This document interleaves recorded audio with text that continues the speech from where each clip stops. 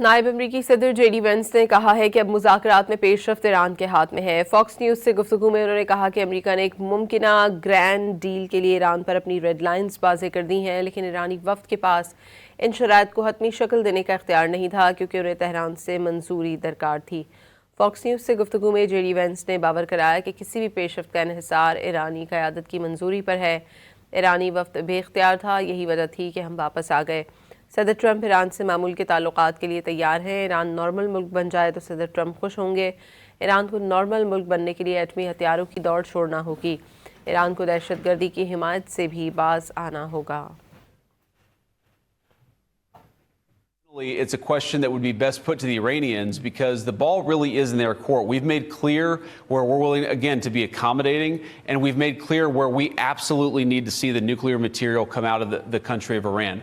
Now, what's interesting, Brett, about this is that in the process of doing this negotiation, I do think that we acquired some knowledge about how the Iranians are negotiating, and this is ultimately why we left Pakistan, because what we figured out is that they were unable, I think the team that was there was unable to cut a deal, and they had to go back to Tehran, either from the supreme leader or somebody else, and actually get approval to the terms that we had set. So again, whether we have further conversations, whether we ultimately get to a deal, I really think the ball is in the Iranian court because we put a lot on the table. We actually made very clear what our red lines were.